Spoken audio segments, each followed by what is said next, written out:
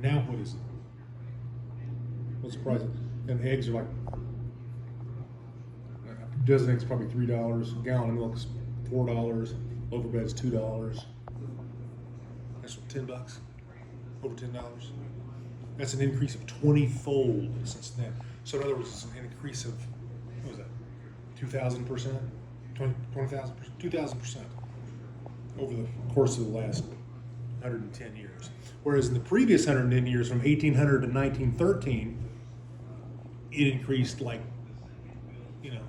10 or 20%. The price of that. With the federal, with the Treasury Department running it. But since the bankers run it now, bankers, I told you what bankers do, right? For loans, they charge interest. That's what's happening. They have an interest rate, and if the federal government needs money, they charge the federal government.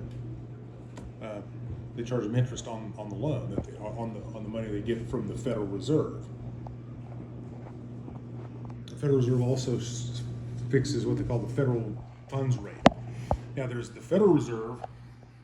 These banks, these big banks, and they're located in 12 different cities around the country, and each one has their own little district that they control.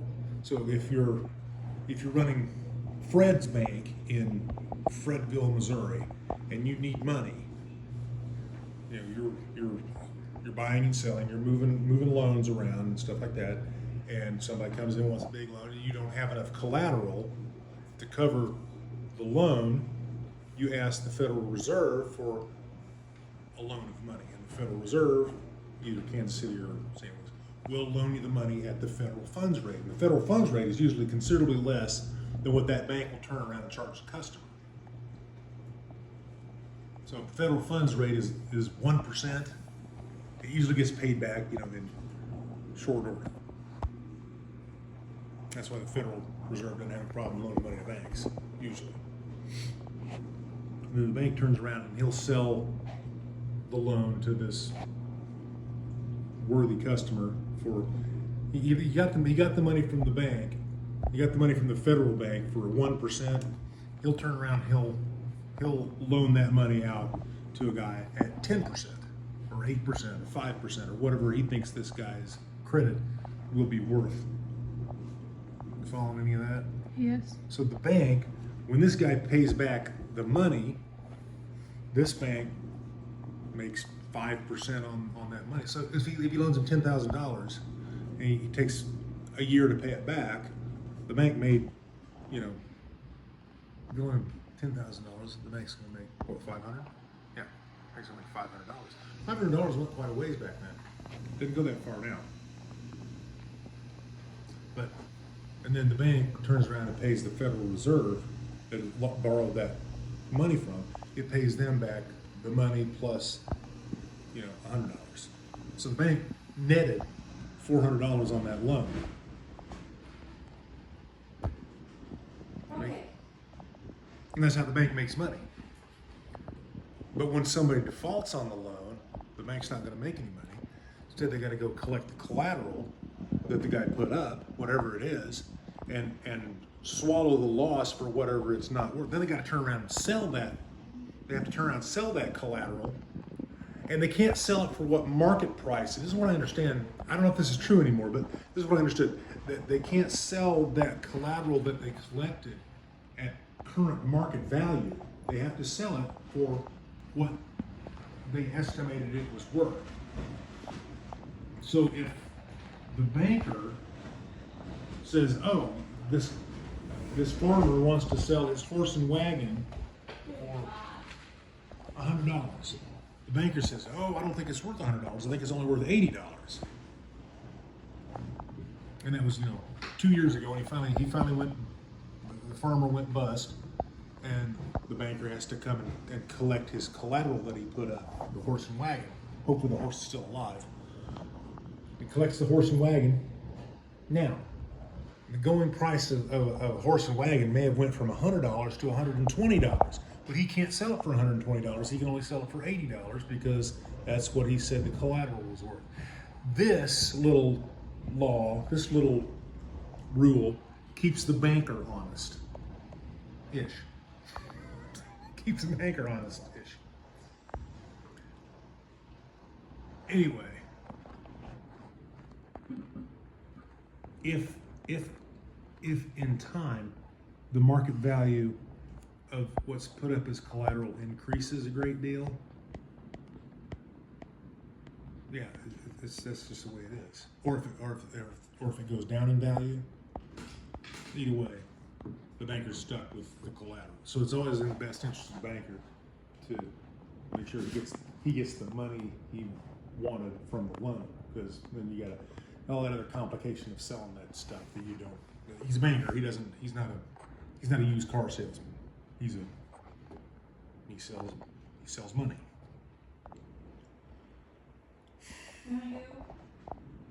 Yeah. Anyway, in 1930, when the stock market crashed, that screwed up the money supply real bad, because everybody got panicky and they didn't want to spend their money, so the money stopped flowing and prices all fell all across the board. So more people started going bankrupt.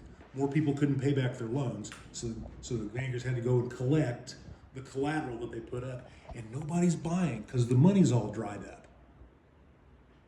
So the bankers were stuck with this collateral, and they could just sell it for whatever they could get for it. So the bankers were taking a constant loss on all those outstanding loans. They didn't, and so their money all dried up too, to the point where when panic finally hit the town would come to the bank and want their money back that they'd put in for deposits and close its doors. That's how the bank got money too, is not just through loans, but people would bring in their money to store it in the bank, because they don't want somebody stealing it, right? So they take their money, they bring the money to the bank, and they open a savings account. They're saving their money, and the bank would use that money as the collateral, as the money they loaned out.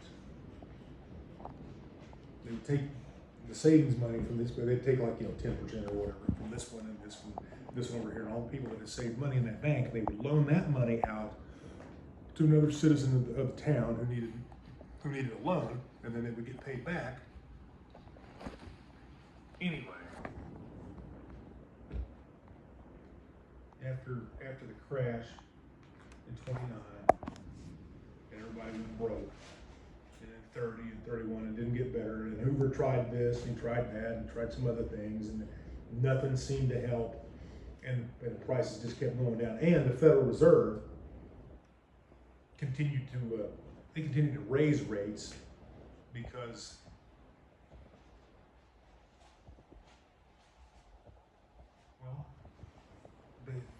I think they rightly assumed there was too much money in the market, and they started raising the rates, because when you raise the rates, it pulls some of that excess money out of the market, because it makes borrowing more expensive. Whereas if you lower the rate, it makes borrowing less expensive, so you can go out there and borrow more money, and that puts more money in circulation. It's hard to explain. It's hard for me to explain. But anyway. So it was like a two-fisted whammy. The market suddenly hit the skids, all of it, and it affected everything else. So buying dried up at the same time that the Federal Reserve is trying to pull in the excess money that's out there.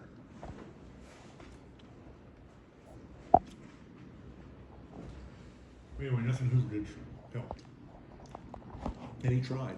He just wasn't willing to go as far as Roosevelt did. But one of the things Roosevelt did was he established what's called the FDIC, the Federal Deposit Insurance Corporation.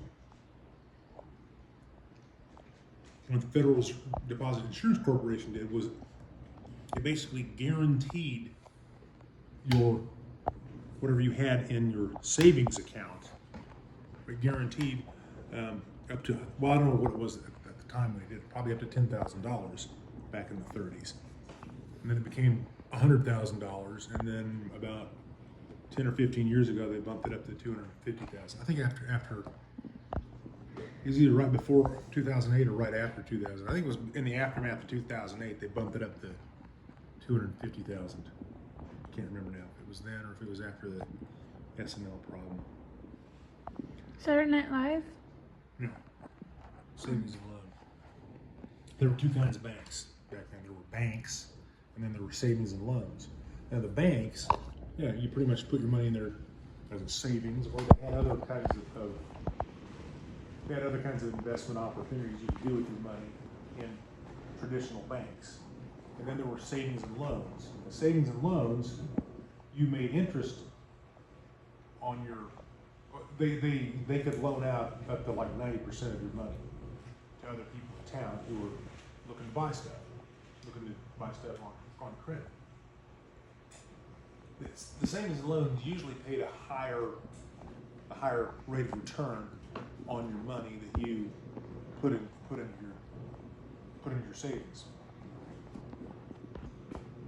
You got a higher rate of return from them. Like you would get, like the savings and loan would give you, 7% interest or 6% interest on your money. Whereas the bank, they'd only give you like 2% or 3%, which would just 3% would basically cover inflation. That's all it was really doing, sitting there in the bank. The bank wouldn't necessarily take your money out and loan it out.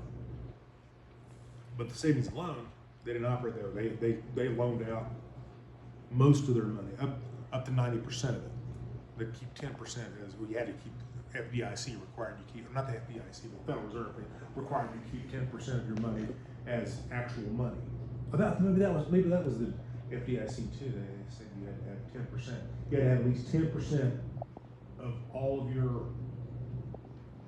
the money that the bank has to be what they call liquid. It has to be actual dollars and cents in the bank. So if the bank is worth $100 million, there's going to be $10 million of cash in that bank by law.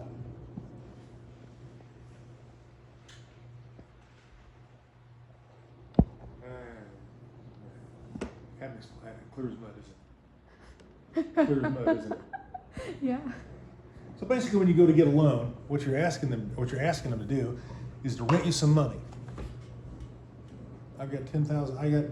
I've got a new motorcycle I want to buy. It's worth $10,000, but I've only got $1,000 of actual cash to give them.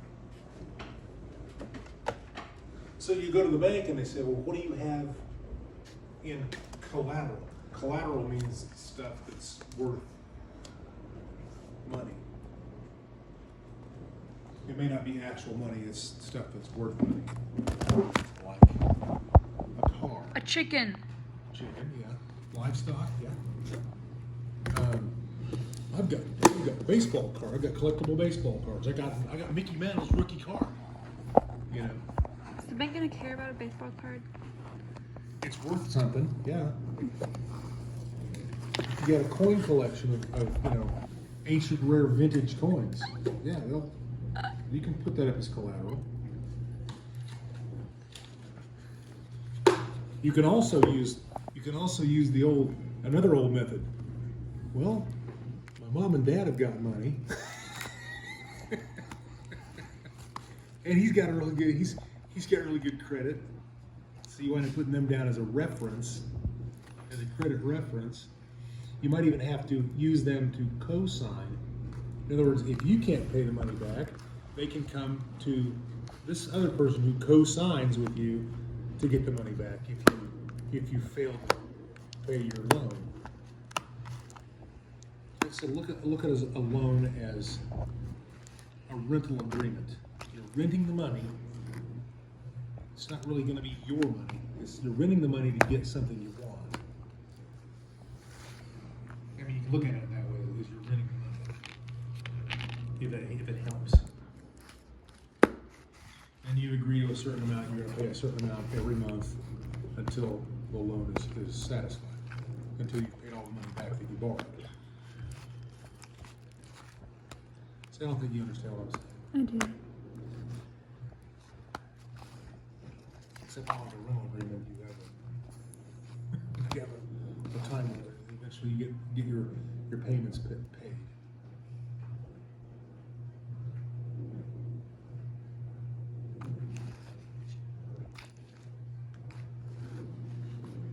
Anyway. That's how banks make money. And when times get tough, people help.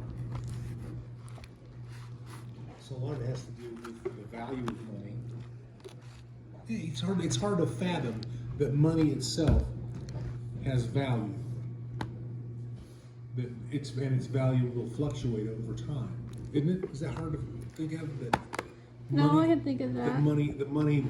That the value of money fluctuates over time, and a lot of it has to do with this money supply, how much money is out there on the loose, floating around, and a lot of interest rates have a great deal to do with that too, because interest rates are low, people are more encouraged to go out there and take up a loan because it's easier to pay back that rented money.